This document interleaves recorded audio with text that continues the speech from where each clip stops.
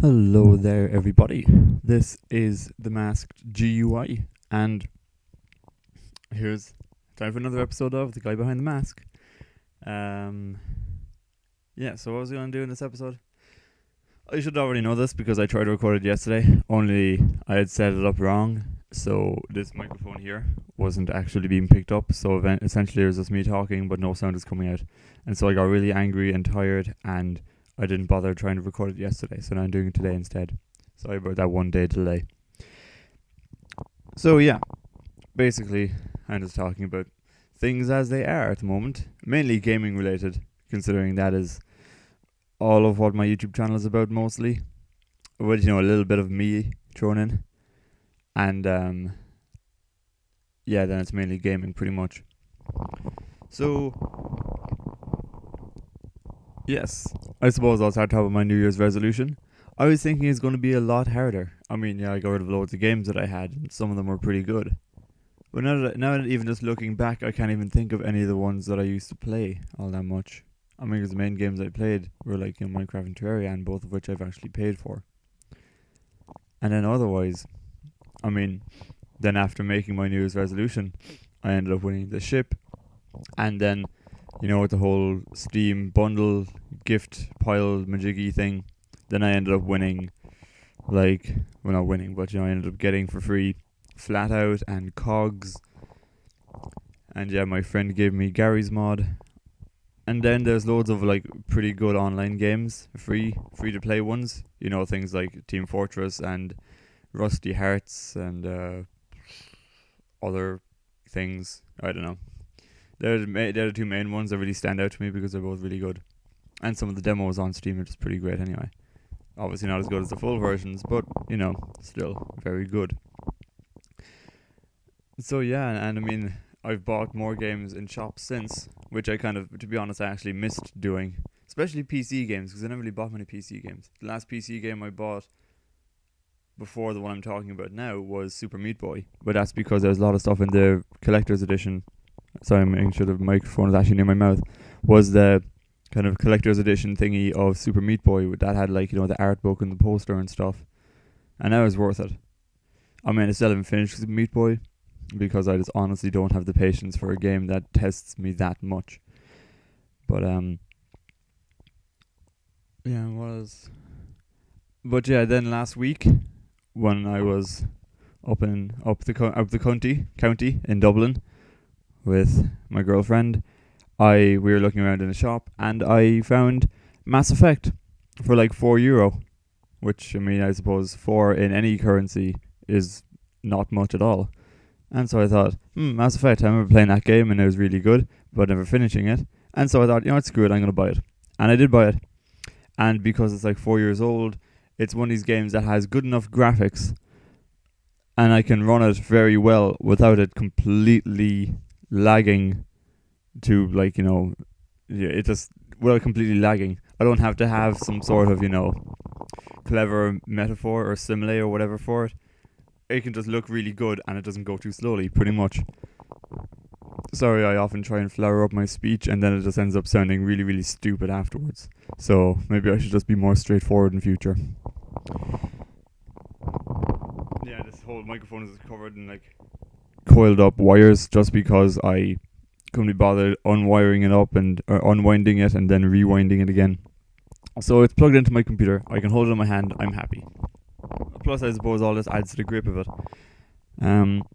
But yeah, Mass Effect is an absolutely amazing game. I must say, I played the Knights of the Old Republic, and Knights of the Old Republic 2, and the Old Republic.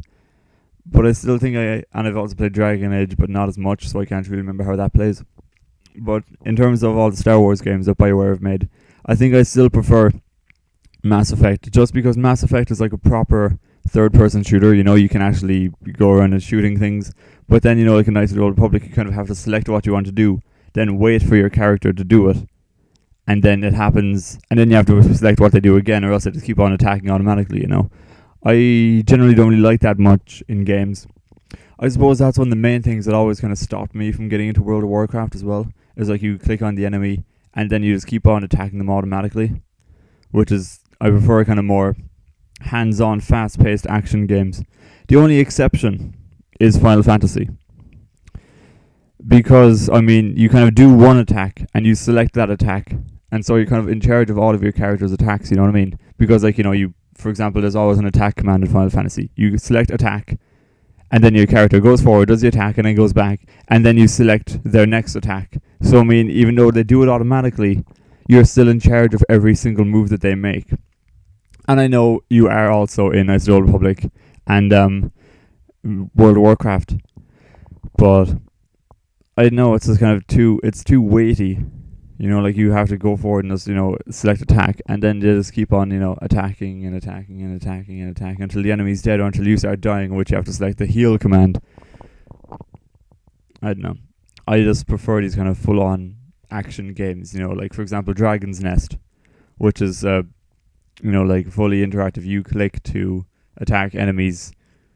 I mean, click is the attack button. Like, if there's any button on the keyboard, then that would be it. But it's a proper hack and slash, like, where you can just do loads of waves of enemies at once, like, just all surrounding you and things.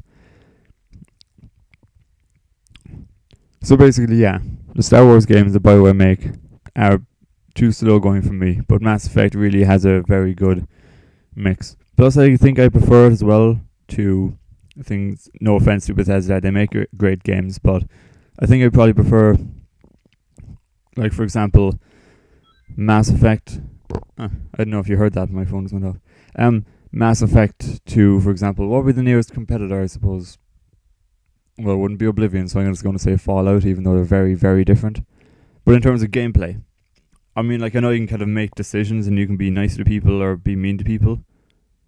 Although not as much, it's mainly more of a case of you can rob things and kill people, or you can not rob things and kill people. I think they're really more of the two clear-cut options.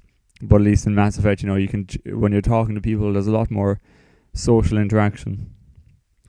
Plus, also, like, the whole leveling system, I mean, like, you kill enemies, you gain experience. That's pretty straightforward. And then, like, you can choose what skills you want, or you can do it automatically. But, then, like, one thing I have a problem with in the other games, like Oblivion, you have to upgrade, you have to level everything up separately, and that all adds to your total overall level. I don't know. It is. I know it lets you pick a very specific kind of a character classification, but still, I don't know. I think I kind of rather the traditional just XP based killing enemies, leveling up kind of a thing. So yeah, that wasn't really a full game review. This is kind of my take on pretty much BioWare versus Bethesda, I think is what it boils down to. Or Mass Effect versus other BioWare games. But yeah, I bought that recently, and, I don't even know if I'm halfway through it. I don't actually know how long the game is. I'm just kind of flying from planet to planet now, trying to find resources and, teaching alien women to love, all that stuff. So, and then recently, well, when I say recently, it's yesterday, I thought I'd buy a PlayStation game, because I haven't in ages. And so, yeah, and the thing is, it's a proper new game too, because I always prefer buying new games as opposed to, like, pre-owned ones, or old, new ones. I prefer, like, buying really new games, which is why I also had so much fun when I bought the Pokemon Rumble Blast for the DS. That's a good game. I have to play it more, though. I think it has got to be repetitive. But that won't stop me. I'll finish it eventually. Like I said with Star Fox, and I traded it in yesterday. And I still haven't finished Legend of Zelda: The Ocarina of Time 3D either. But I will eventually. It's good for bus rides and stuff. So, long bus rides, obviously not just a 5-minute one. So yeah, then yesterday I bought a PlayStation game. You see, originally I was going to buy Saints Row the 3rd, but the shop I was going to get it in didn't have it in stock, because, like, they have an offer where if you trade in 3 selected games, you can get a new game for €3. And so I was going to get Saints Row with that, but they didn't have it in stock. And last time I tried to go in, they didn't have it in stock either. And so then instead I went to a different shop, and obviously because it's January, most shops have sales, and they had a sale where you can get Skylanders for €55. And so I traded in those 3 games that I was going to get, trade in for Saints Row, and their trade-in value totaled like €40. So basically I bought Skylanders for €15. Here's the portal. Woo! It's, unimpressive when it's not really doing anything. Well, actually, it still looks pretty cool, for a thing that comes with the game. And, and it's all like the little markings on the side that also light up, when you're playing the game, it actually lights up, so it's more impressive. And then I got, because like you always get a starter pack with the 3 basic ones. 3 basic ones being Gilgrunt, the water type. There's the main reason I got the game just because it's a really cool statue and everything. Spyro, the magic type. And Trigger Happy, the tech type. Who was tech type, sorry. My P's sound pretty weird on his microphone, I think. And yeah, Trigger Happy, the tech type. He's an absolute lunatic. I mean, you can just basically mash away at the X button and he just blows everything away with his golden guns. And yeah, and then that's the starter pack. You get like the game, and you get those 3 Skylanders, and you get the portal, and you get like this little, wall chart that has like all the Skylanders on it, and you get these stickers, and you can like mark off which ones you have. It's actually really good. It's kind of a cool idea, like, so you don't have to like write checks on it. You get stickers with the Skylanders themselves, and you buy them. And then I also bought a triple pack, just because there's not many well, obviously there's loads in Ireland, but there's not really around Cork at the moment, so I thought I might as well get some. And I got Eruptor, the fire type, obviously. And actually the bigger kind of hefty Skylanders like these are actually considerably heavier than the other ones, like physically. And I got Chop Chop, the undead one. It was pretty cool. I haven't really used the other new Skylanders a lot, just because I'm mainly focusing on leveling up Spyro. But yeah, Chop Chop's pretty cool.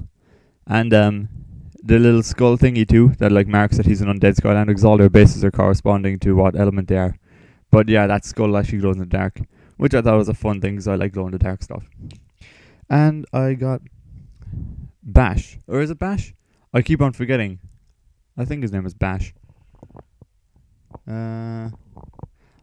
Because this guy, for some reason, I can never remember his name.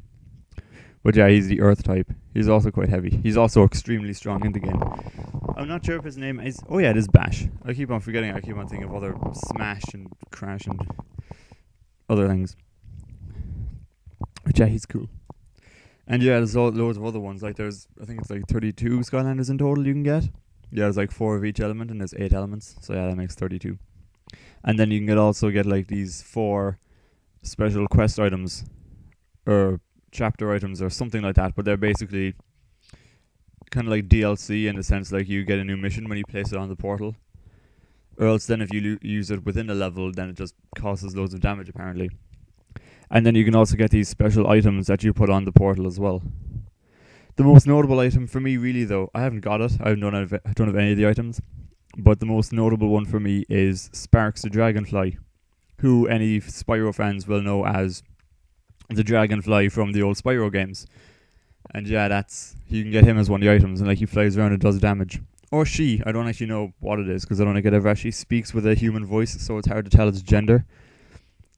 But Spyro is a guy, so, it might be his guy friend, or it might be his female dragonfly friend. I don't know, really. I don't think it was ever that important. I don't think anyone's ever questioned it until now. Or cared. But yeah, Sparks is one of the items which I really want to get, just because it's Sparks. And as well, one of the Skylanders you can get, one of the undead ones, is Cinder, who I haven't really played any of the newer Spyro games, but I'm almost certain Cinder is one of the other characters in a Spyro game, another one of the dragons, which is kind of cool if it's true, because that means there's not just the one Spyro character and that's it. Actually, now that I think of it, in-game as well is a character called Auric, who I'm almost certain was from the old Spyro games as well. Or maybe the newer old Spyro games, but still. Sorry. He looks a small bit like Moneybags, because he has like a monocle and he wears kind of like a black coat and stuff. But I think he might have been from the old games as well. Don't hold me to that. But he seems really familiar. That's one thing though. I mean, like if you do like the old Spyro games, then you probably will like Skylanders. I mean, there's like leveling up and stuff in it, and like you get gold and you can buy upgrades. So there's only 2 little differences. To at least the very, very old ones. Maybe there was upgrades in the newer ones. As I said, I don't really know. But even like the whole music, and like when you go into the level, there's like the hub world, and then like you go into the level, and there's the people and like, oh no, help us, Spyro. And then like there's the kind of main objective of the level is to get things or whatever, But all the characters in it just seem very kind of it's all very Spyro-like, and when you hurt them, they kind of go, oh, or whatever, they get, like, hurt. And, what was I going to say? Oh, yeah, and the music. I mean, the music is very reminiscent to the old games, even though Insomniac don't actually have anything to do with this one. But, I don't know, I suppose these people really did well.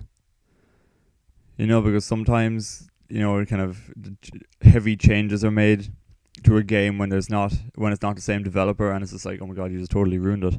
Like, for example, all the Ratchet and Clank games on the PlayStation were all done by Insomniac, and they're absolutely amazing. And then there was two Ratchet and Clank games on the PSP that I know the Ratchet and Clank game had nothing to do with Insomniac, and I can't remember about Secret Agent Clank, but they weren't half as good. They're a lot more difficult, but not in the good way.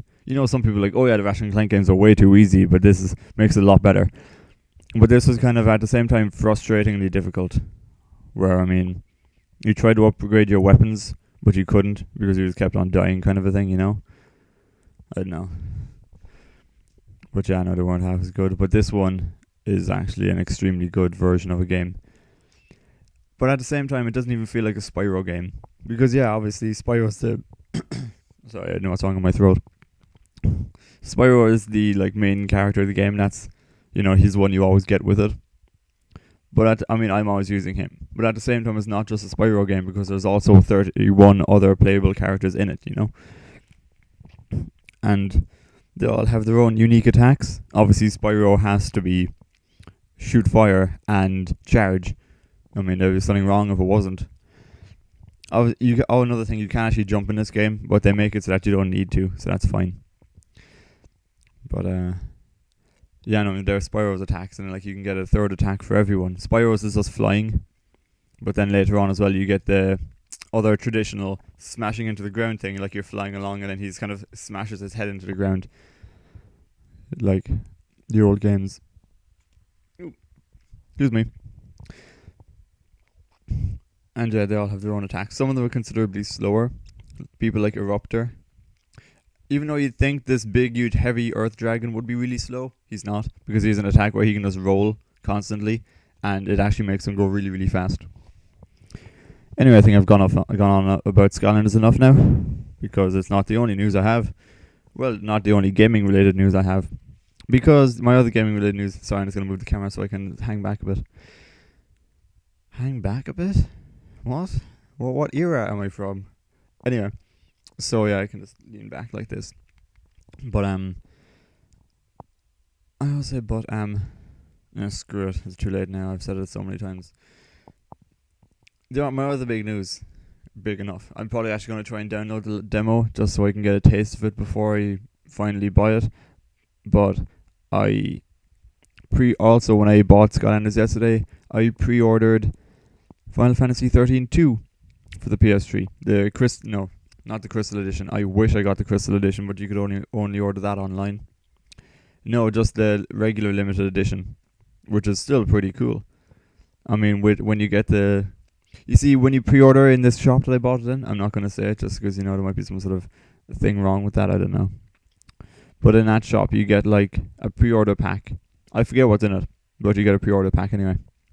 And then you also get the limited edition thing itself, which is like kind of a Final Fantasy soundtrack thing, but it's like, one of these kind of producers' best picks. So it's kind of like, some of the best songs that have actually been chosen by the people who made the game. So it's not the full soundtrack, it's just one disc. And you also get a lenticular image. It's one of these, iconic images of lightning. I had to Google lenticular because I had no idea what it meant. And lenticular is basically... I'll see if I have any examples around here that I can see off the top of my head. No. Lenticular, though, is basically, those kind of like 3D pictures where, you kind of like turn it left and right or up and down, whatever. And it kind of, the picture, it either changes picture or it goes in 3D. Sorry, that's really vague. And they're all kind of rigidy, and you scratch it and it goes... Or whatever, sorry, that's terrible. But yeah, that's what a lenticular image is. It's basically a 3D picture. So yeah, that's going to be very cool, especially because I've seen what the lenticular image is, and it's just like lightning, and there's all these like those feathery things floating around there, or the petals. Yeah, sorry, feathers. Yeah, those petals from like the whole Odin thing, and it's basically like those kind of floating around. So in 3D, that would probably look cool. And then you also get these 6 like collector's postcards or whatever. I think of any game really, I only ever buy Final Fantasy based things in collector's editions. I mean, I know I got the Arcana Hearts collector's edition too for my birthday last year. But otherwise, I mean, just looking kind of around my wall, like over there, I've got Final Fantasy 13 postcards, and some over there, and up there, I've got Dissidia postcards, the first Dissidia for PSP. Then over here, I have those. Then, like, I'll show you these ones. Over here, I have the 6. I have the 6 Dissidia Duodecim. Well, they're not postcards, but they're still small things I can stick on my wall. And now I'm going to have Final Fantasy 13 2 postcards. I guess I'm a bigger Final Fantasy 13 fan than I thought, or Final Fantasy fan than I thought. Even though it is just technically 2 games, Dissidia and Duodecim, and 13 and 13 2. But yeah, no. So I pre-ordered that. I think that's everything that's in the collector's edition. The album, postcards, lenticular. Oh, there's an art book. There's like an art book, the art of Final Fantasy 13 2, which should be cool because they also have really cool art anyway. And yeah, that's everything, and then you get the game, obviously. I wouldn't mind. Oh, actually, I'm not sure if this is the pre-order pack. I hope it is, because unless I actually just dreamt this and I'm totally wrong, but I thought the pre-order pack mentioned something about the game coming in a metal case, which would be cool because I love metal cases for games. I'll probably check the website there afterwards just to find out. Or I could check it now and continue talking. Yeah, actually, I'm going to do that. While I am checking this website, I'll tell you what was in the Crystal Edition, but that has to be ordered online, I think. Basically, then the difference between the Crystal Edition is that instead of getting this, you get all the main things, but then instead of getting the editor's pick thing, the CD, the editor's pick CD, you instead get the entire 4-disc soundtrack. Sorry, it's easier. Oh, here we go. Oh wait, no, that's Crystal Edition. Pre-order pack. Sorry about that. But yeah, you get the entire game soundtrack, and then you also get. Oh, where is all of this stuff? Seriously. Yeah, you get the pre-order. Sorry, I'm out of focus now. I'm not even on the camera anymore. You get the full soundtrack, and you get a T-shirt. You get a really cool looking Final Fantasy 13 T-shirt that is off Square Enix products, but apparently it's not available anywhere else ever for purchase. So yeah, it'd be well worth your time getting. But yeah, so I'm just gonna read. Oh yeah, I think there might also be some DLC that you can get. I'm just looking here. Hopefully this is from UK, not like America. It doesn't say. So I'm just going to read this there for a second, even though this is wasting time. One story, get a code which unlocks a weapon for Noel, an alternate costume for Sarah and Noel, and access to the Colosseum Battle Arena. Another story, get the collector's edition for the price of a normal one, which have pretty cool fan stuff. At this point, it's hard to decide. So yeah, maybe it's all just DLC, I don't know. I know I could have sworn that there was more. Ugh. Oh wait, here we go. That's exactly what I'm looking for. Sorry, I'm just getting distracted now. I should actually be doing this off camera because I'm just wasting time now. So yeah, I pre-ordered Final Fantasy 13 2, which I'm looking forward to getting. I'm actually going to download the demo because I've heard only good things about it. Well, actually, I haven't heard much about it, but what I have heard is good. I mean, there could also be loads of people who hate it, but I've got high hopes. I actually loved Final Fantasy 13, and so if they've made this one even better, then, even better. I mean, any of the trailers I've seen too have been very confusing. They don't explain what happened to most of the characters who aren't in it. They don't explain what the hell the whole thing with lightning being some sort of knight is, or who the hell Noel is, or where Sarah is. Well, I know she's still back in that beach of the first one. What was I called again? The only thing that comes to mind is Besaid. I don't know. Yeah, there's a lot of stuff I have no idea about. Snow's in it, but his hair's all stupid. Probably because he's not wearing his hat. He should always be wearing his hat. Snow looks stupid without a hat. I don't know.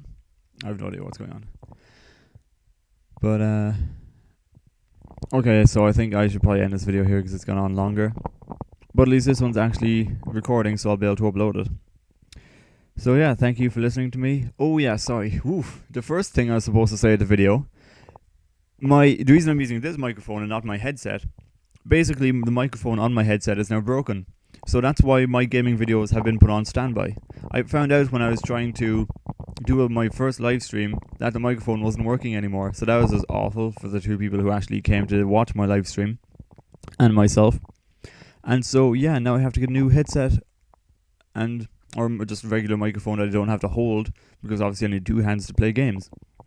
So that's why my videos are on standby, and I apologize to everyone for that. I mean, I know there's so many things that always end up crapping up my videos, like losing everything on my computer, or just updates, or whatever. And so I'm really sorry. I genuinely am. It's hard, you know. It's hard being a YouTube uploader. Well, sometimes. You know, when things go wrong, it's harder than when they're going right. Why do my teeth look really buck teeth at the moment? They're not that bad. I think it's just the angle I'm at and the mask. I'm not normally this buck teeth. Jesus, why do I look so buck teeth? I don't know. I'm not normally like this. Normally my teeth are lovely. So anyway, yeah, I'm just gonna put my nose down like this so you can't see it because I'm self-conscious now. So anyway, I'm going to end this video because I wasted time talking. Well, I suppose I was apologizing, so that's okay. So thank you guys for watching, and yeah, I'll still keep in touch with you guys on Twitter and stuff when I'm not playing Skylanders. I'll keep in touch with you guys, and yeah, so comment, subscribe, like, follow, even friend me on YouTube. I'll probably add you. Thanks guys, I will see you all later.